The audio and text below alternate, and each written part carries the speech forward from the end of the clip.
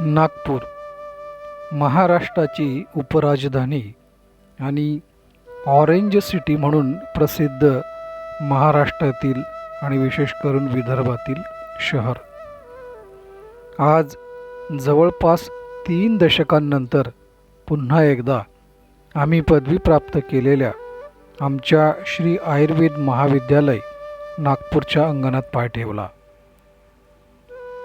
या पुण्यभूमीला पुन्हा स्पर्श करताच अंतःकरणाच्या कोपऱ्यात दडलेल्या आमच्या तरुणाईतील महाविद्यालयीन आठवणी आणि भावनांचे दरवाजे आपोआप उघडले।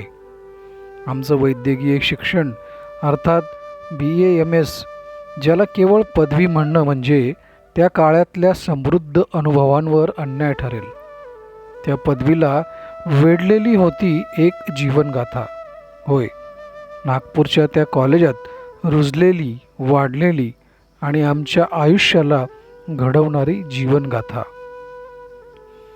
कॉलेजच्या अंगणात पाऊल टाकताच मनाच्या पानांवर जुन्या आठवणींच्या मोहरांनी सजलेली पानं उलटू लागली।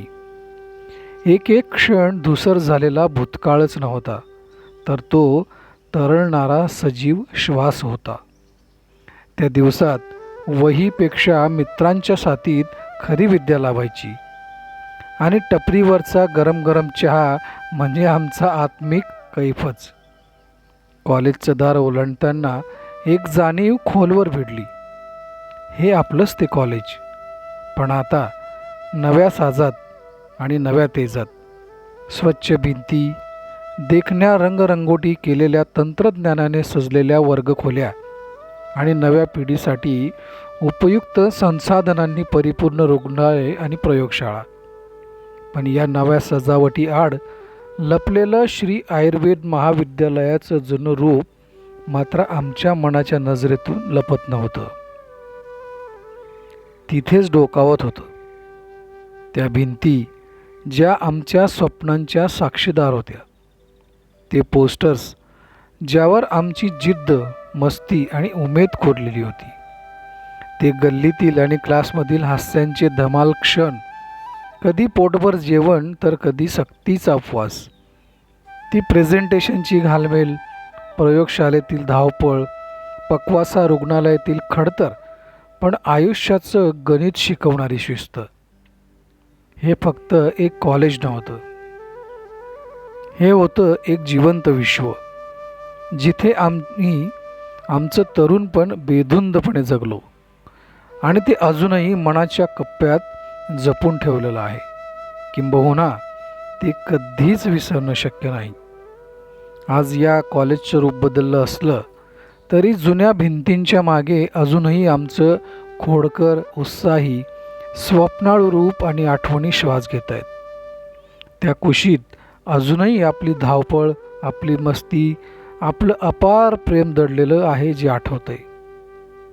आयुष्याच्या या प्रवासात आज प्रत्येक मित्र कुठे ना कुठे यशस्वी झाला, परंतु आयुष्याच्या या गणितात आमचे काही सहकारी दुर्दैवाने आम्हाला सोडून गेलेत।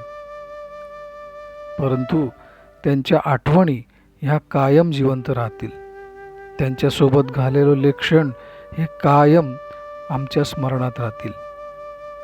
श्री आयुर्वेदने आम्हाला खूप काही दिलं, परंतु सगळ्यात मौल्यवान वस्तू दिली असेल तर ती आहे आमचे मित्र आणि मैत्रिणी।